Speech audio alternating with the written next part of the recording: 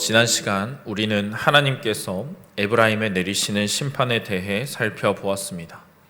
자기 힘으로는 감당할 수 없는 재난과 믿고 있던 지도층들이 무너지고 서로 잡아먹는 백성들의 모습, 그것을 우리가 보았습니다. 그리고 오늘 우리는 거기에 이어지는 하나님의 심판에 대해서 살펴보고자 합니다. 사람의 교만이 가만히 내버려 두었을 때 어디에까지 이르게 되는가? 그 끝은 어떠한가? 하나님께서 이사야를 통해서 우리에게 경고하고 계십니다. 하나님께서는 계속해서 교만을 주의하라고 말씀하십니다. 하나님의 사람들에게는 하나님께서 요구하시는 것, 하나님께서 바라시는 삶의 태도가 있습니다. 그것을 따르는 자는 하나님의 백성으로 여김을 받을 것입니다. 그러나 그렇지 않고 하나님의 뜻을 멸시하는 자, 자기 뜻대로 행동하는 자는 하나님을 경외하지 않는 자로 여김 받을 것입니다. 그에게 하나님의 백성이라는 타이틀이 말 그대로 이름에 불과하게 될 것입니다. 우리가 이러한 이사야의 경고를 보면서 교만하지 않은 주님의 백성, 참 겸손으로 주님을 따르는 이러한 백성이 되기를 소망합니다. 그렇다면 사랑하는 성도 여러분, 하나님께서 원하시는 것은 무엇입니까? 하나님께서 우리에게 원하시는 것, 지도자에게 의로움을 원하십니다. 오늘 본문 1절 말씀입니다. 불의한 법령을 만들며 불의한 말을 기록하며. 앞선 9장의 본문에서 우리는 백성의 지도력이 무너지는 것을 살펴보았습니다. 이들이 백성을 잘못 인도하여서 다 같이 멸망의 구덩이에 빠지게 되는 모습에 대해 이사야가 말했습니다. 오늘 이어지는 이 10장의 본문도 지도자들의 잘못에 대해서 말하고 있습니다. 그러나 이 10장에 등장하는 지도자들은 앞서 언급되었던 지도자들과는 다른 차원의 더 훨씬 잘못된 리더십을 보여주고 있습니다. 9장에서 이 백성의 지도자들은 영적 맹인이었습니다. 백성들을 바른 길로 인도하지 못했습니다. 그들이 무능력해서 영적으로 알지 못해서 백성을 실수로 잘못된 곳으로 인도했다면, 오늘 본문은 의도적으로 나쁜 길로 행해서 악한 행동을 하는 지도자들에 대해서 비난하고 있습니다.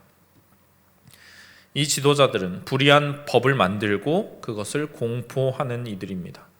실수가 아니라 의도적으로 법을 만들어서 나라의 체제를 바꾸고 있습니다. 이들은 뒤에서 백성들 몰래 법을 어기는 정도로는 만족하지 않습니다. 아예 불의한 법을 만듭니다. 정의에 어긋나는 법을 만들어서 그것을 사회의 질서라고 삼는 이들입니다. 이 법은 백성을 괴롭히는 법입니다. 가혹한 노역과 이런 과중한 세금, 이런 것들을 부과하는 법을 말합니다. 이 불의한 지도자들은 정의와는 거리가 먼 법을 제정할 뿐만 아니라 더 나아가서 일부러 백성들을 괴롭히고 혹사하기 위해서 이것을 정당화하는 법을 만들어내고 있습니다. 공의를 부정하고 자기 이득을 위해서 사법제도를 마음대로 이용하는 이들입니다. 오늘 본문 2절 말씀입니다. 가난한 자를 불공평하게 판결하여 가난한 내 백성의 권리를 박탈하며 과부에게 토색하고 고아의 것을 약탈하는 자는 화 있을진저. 그들은 특히 약자를 향해서 잔혹한 모습을 보입니다. 뇌물을 받고 백성들의 재산을 빼앗습니다.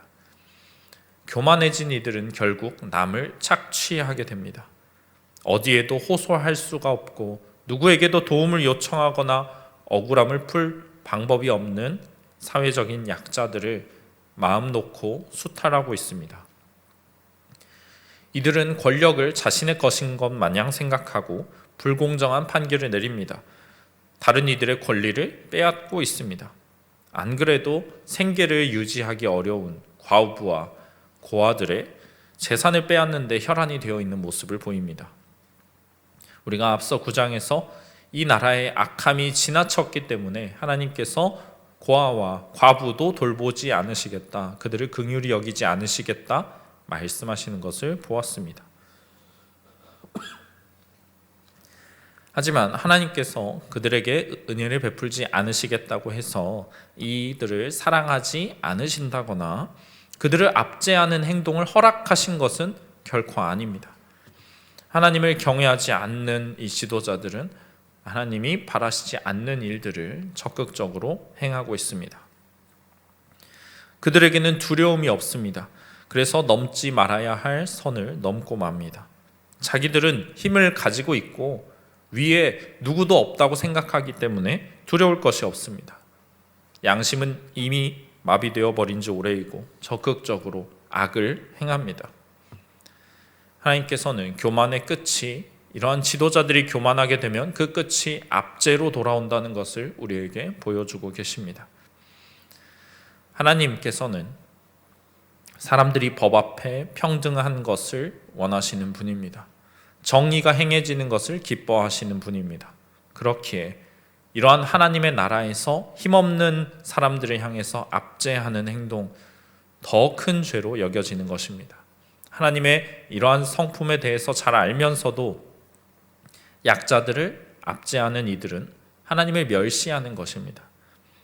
이런 불의한 리더십에 대한 경고를 들을 때 우리는 하나님을 경외하는 지도자들, 그 리더십이 얼마나 중요한지를 다시금 깨닫게 됩니다.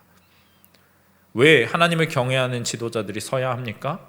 친기독교적인 정책을 위함입니까? 교회가 더 나은 삶을 살기 위함입니까? 그런 것보다 하나님을 두려워하지 않는 이들이 교만해지면서 결국 어떠한 나라에 해악을 끼치는지를 하나님이 보여주고 계시기 때문에 우리는 이런 것들을 경계해야 합니다.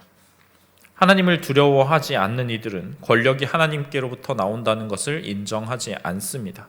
자신들은 그 권력을 잠시 맡아서 사용할 뿐이고 하나님이 주인이시라는 것을 인정하지 않습니다. 그래서 마음껏 악을 저지릅니다. 그리고 성경은 세상의 그 어떤 사회이든지 불의가 판치고 정의가 사라졌을 때 거기에는 종말이 예고된다는 것을 우리에게 가르쳐 줍니다. 이 같은 압제로 인해서 사회가 자체적으로 유지되지 못하기 때문이 아닙니다. 정의로우신 하나님께서 그 사회를 더 이상 두고 보시지 않을 것이기 때문입니다.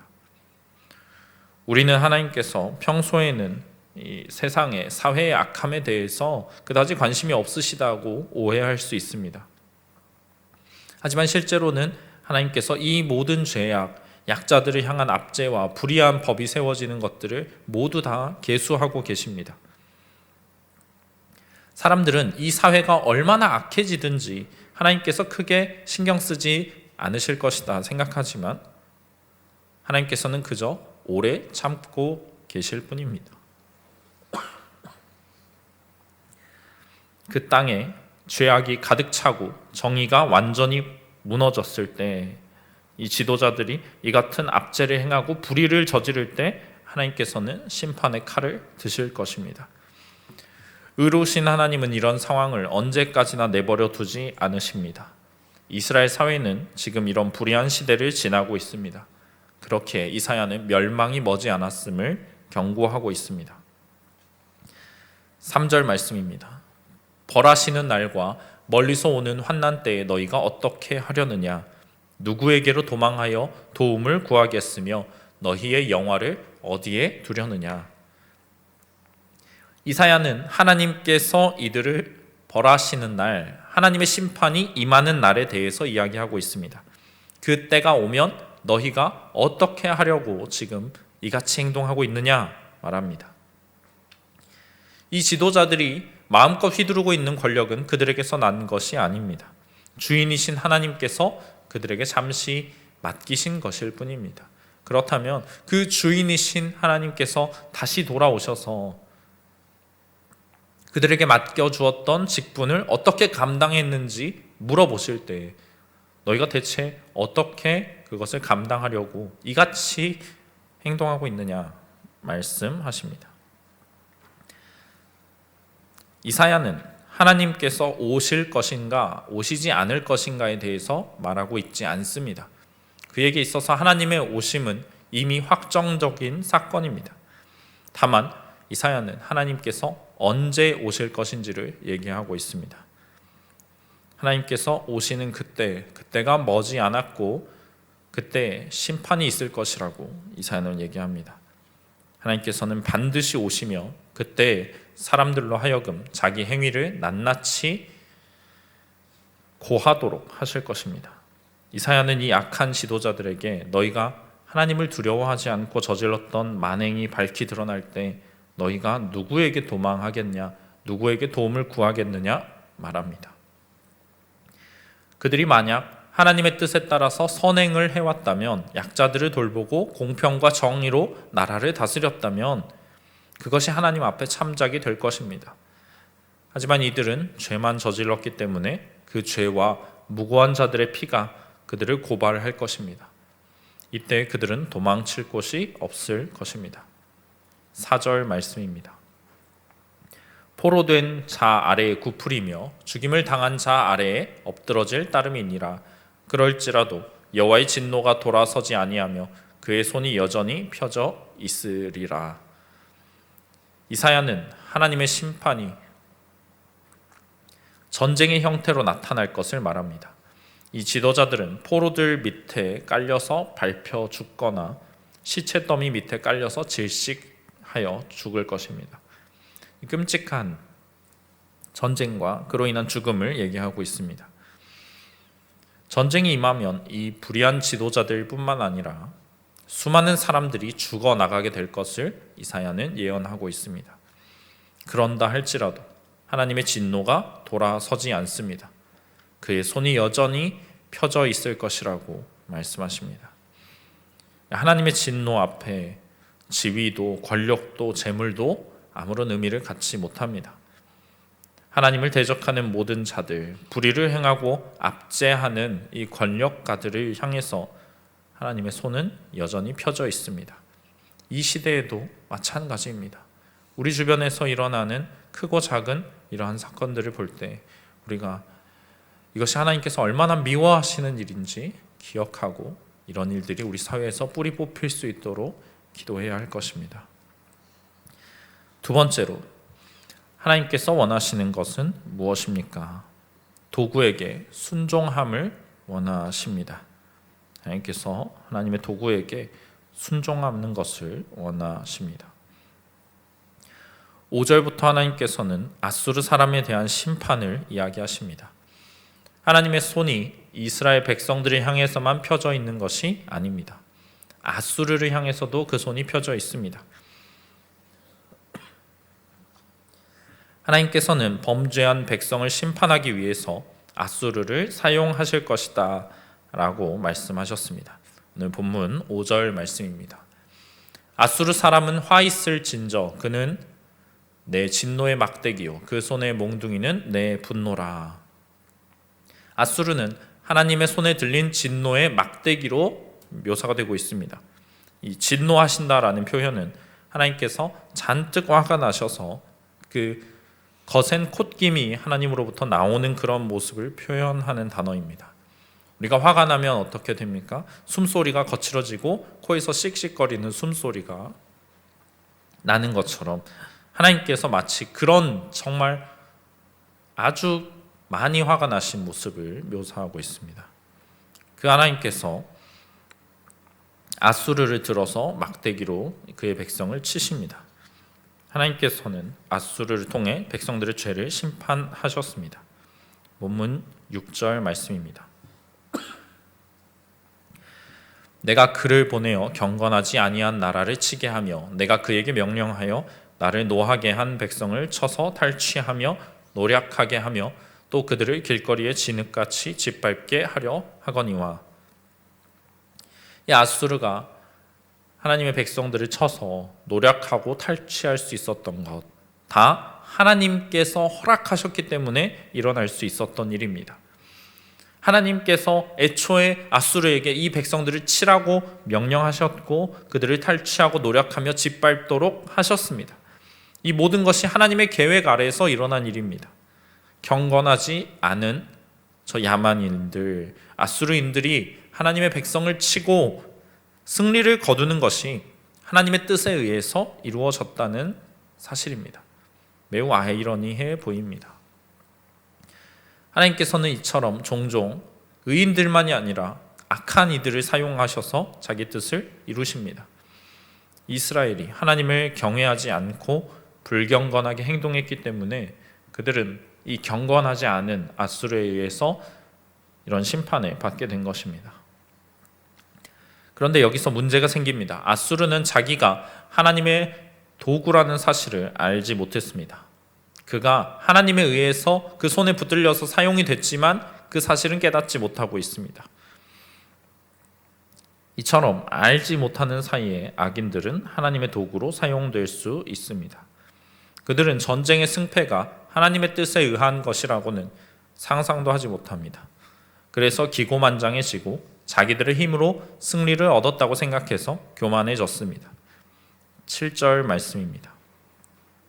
그의 뜻은 이같지 아니하며 그의 마음의 생각도 이같지 아니하고 다만 그의 마음은 허다한 나라를 파괴하며 멸절하려 하는도다. 아수르는 겸손하게 도구로 쓰임받지 않았습니다.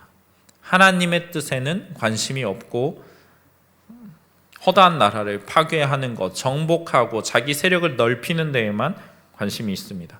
그래서 그는 교만하여서 자기 위치를 망각하고 있습니다. 그러나 우리 하나님께서는 결코 교만한 자를 용납하시는 분이 아닙니다.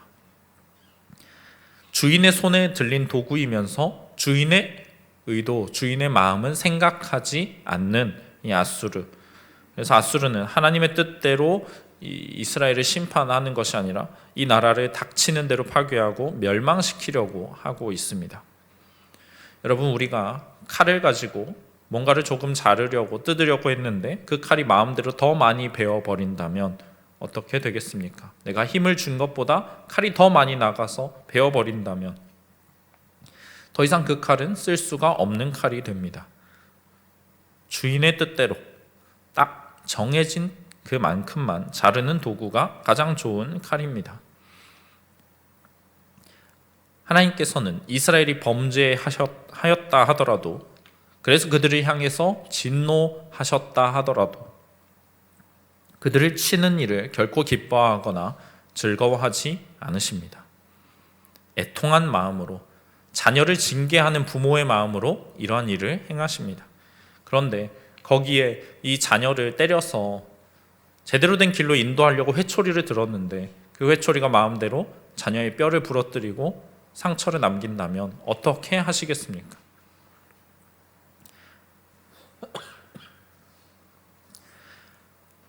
하나님께서는 이제 더 이상 아수르를 사용하지 않으실 것입니다. 그리고 아수르를, 그 막대기를 부러뜨리실 것입니다. 하나님께서는 때에 따라서 악인을, 그리고 심지어는 마귀까지도 도구로 사용하시는 분입니다.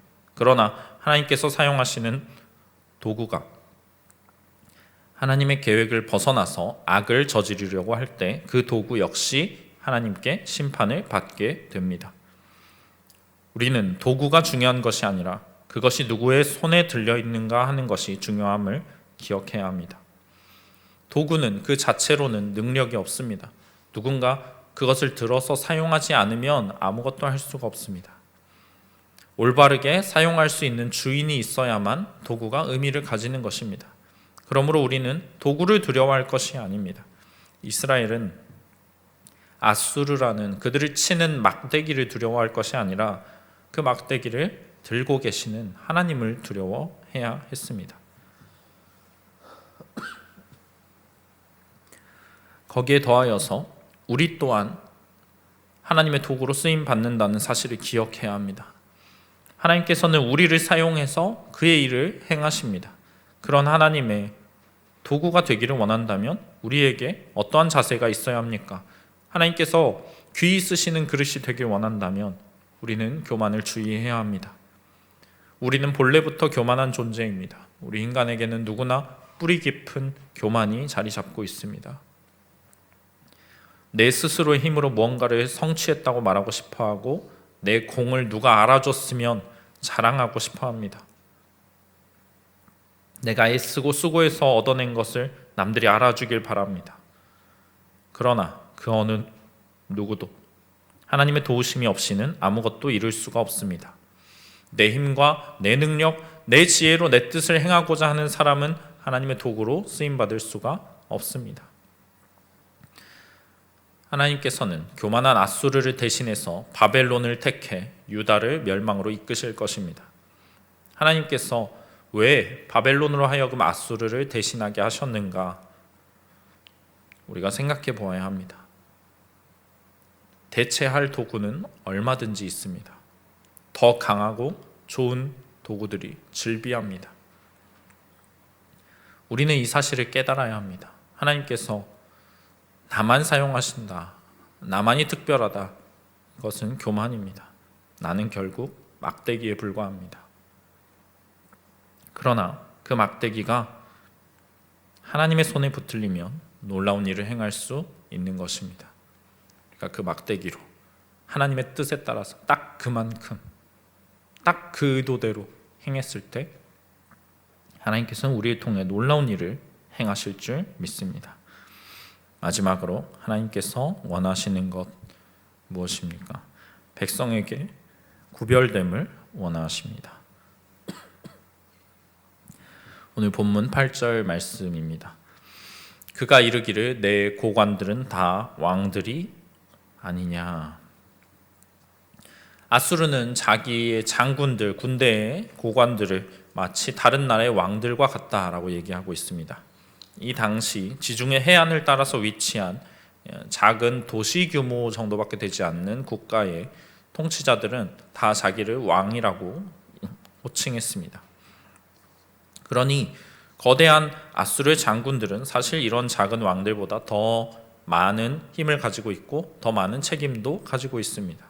그러니 앗수르가 이 다른 작은 나라들을 얼마나 무시하고 깔봤겠습니까? 내 장군들도 다 너희들 왕보다 더 나은데 그러면 앗수르의 통치자인 나는 얼마나 강하겠냐, 이런 생각을 가지고 있습니다. 앗수르는 이어서 자신들에게 대적할 만한 적이 존재하지 않는다고 말합니다. 세상 어느 나라보다, 그 어떤 왕보다 자신들이 더 강하다고 자부하고 있습니다. 본문 9절 말씀입니다. 갈로는 갈그미스와 같지 아니하며 하맛은 아르밧과 같지 아니하며 사마리아는 다메섹과 같지 아니하냐.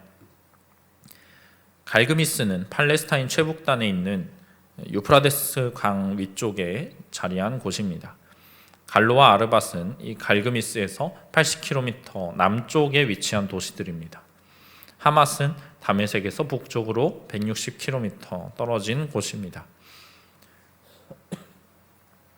지금 이 내용은 앗수르가 저기 최북단에서 남쪽으로 진군해 오면서 정복했던 나라들을 묘사하고 있습니다. 그러면서 지금 앗수르가 사마리아에까지 이르던 모습을 보여줍니다. 이 긴 여정 동안 앗수르는 자기들과 맞서서 제대로 싸우는 상대를 만나보지 못했습니다. 그리고 이제 사마리아에 이르러서 그 땅도 정복했습니다. 사마리아는 이렇게 심판을 받게 됩니다. 앗수르는 이 성읍들이 다 같지 아니하냐라고 얘기합니다. 다 매한 가지라는 것입니다. 어느 성읍이 다른 성읍들하고 달랐느냐? 다 똑같이 내 앞에서 힘도 못 쓰고 무너지지 않았냐라고 말하고 있습니다. 그리고 앗수르는 이것의 연장선상으로 이 성읍들이 섬기던 우상들도 다 마찬가지다, 별반 차이가 없다라고 말하고 있습니다. 오늘 본문 10절 그리고 11절의 말씀입니다. 내 손이 이미 우상을 섬기는 나라들에 미쳤나니 그들이 조각한 신상들이 예루살렘과 사마리아의 신상들보다 뛰어났느니라. 내가 사마리아와 그의 우상들에게 행함 같이 예루살렘과 그의 우상들에게 행하지 못하겠느냐 하는도다. 앗수르는 자기가 정복해 왔던 이 나라들의 우상들이 예루살렘과 사마리아의 신상들보다 더 뛰어났다고 말합니다. 그러니 내가 사마리아와 그 우상들에게 행했던 것처럼, 그들을 정복했던 것처럼 예루살렘과 그 우상들에게 행하지 못할 이유가 어디에 있느냐 말하고 있습니다. 내가 너희를 곧 정복하겠다 말입니다. 아수르는 예루살렘의 하나님 여호와를 향해서 그가 여러 나라들에 무가치했던 그 우상들 중 하나와 똑같지 않냐고 말하고 있습니다. 아수르인들이 믿던 신은 마르둑과 하닷, 바알과 엘입니다. 그들은 자신들에게 승리를 가져다 준 이 위대한 신들이 자기들에게 패배한 나라들의 우상들보다 훨씬 더 위대하다고 믿었습니다. 그에 비하면 예루살렘의 여호와는 저 우상들과 무엇이 다르냐?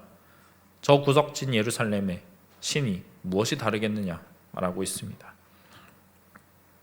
심지어 사마리아에서 이미 여호와의 백성이라고 불리던 북이스라엘을 정복했으니 똑같은 신을 섬긴다는 예루살렘 유다 백성들도 마찬가지다.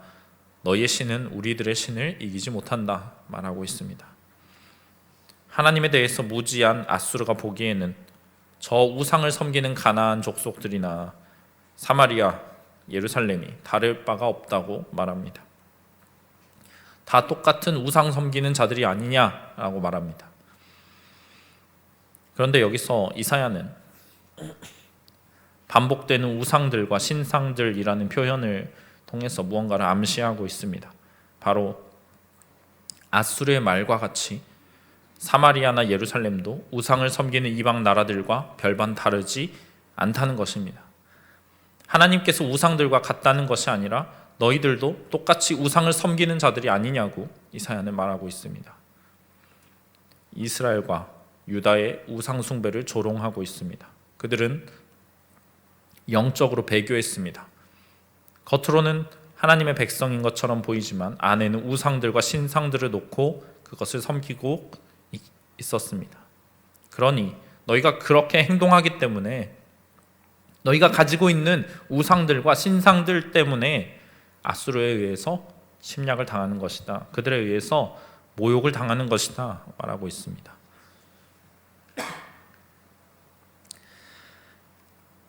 아수르가 보기에만 너희가 우상 숭배자들과 다를 바 없는 것이 아니라고 말합니다. 내가 보기에도, 그리고 하나님께서 보기에도 너희는 저 멸망하는 우상 숭배자들과 별반 다를 바가 없다는 것입니다.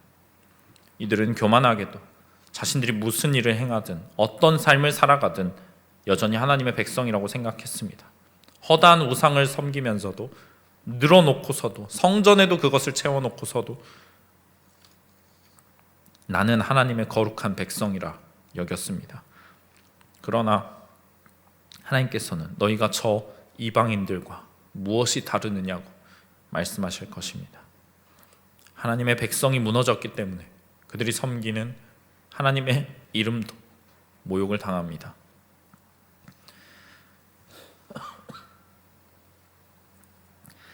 하나님을 알지 못하는 사람들에게 하나님이 어떻게 여겨지는가, 어떻게 보이는가, 이것은 우리가 세상에서 어떤 삶을 살아가고 있는가에 대한 직접적인 연관이 있습니다. 우리가 정말로 참 하나님만을 따른다면, 우상을 모두 제하고 하나님만을 섬긴다면 세상이 먼저 그것을 깨달을 것입니다. 숨기려 해도 감출 수 없는 빛이 우리 안에서부터 비쳐 나올 것이기 때문입니다. 감출 수 없는 향기가 퍼져 나갈 것이기 때문입니다. 일상의 성품에서, 다른 이를 대하는 사랑의 자세에서, 문제가 생겼을 때 그것을 대하는 태도에서 사람들은 우리의 구별됨을 볼 것입니다. 그러나 우리가 교만하여서 구별되지 않은, 전혀 다를 바가 없는 삶을 산다면 세상은 우리를 하나님의 백성으로 생각하지 못할 것입니다. 하나님을 이스라엘의 거룩하신 이로 여기지 못할 것입니다. 자신들이 늘상 보아왔던 우상 숭배자들과 다를 바 없이 취급할 것입니다. 저 밖에 무수히 많이 있는 종교인들과 매한 가지로 여길 것입니다. 저들이 영적으로 무지하기 때문에 우리에게 진리가 있다는 사실을 모르는 것일 수도 있습니다. 하지만 어쩌면 우리에게서 특별한 무언가, 다른 이들과 우리를 구별하는 하나님의 가르침을 발견하지 못했기 때문에 그렇게 여기는 것일 수도 있습니다.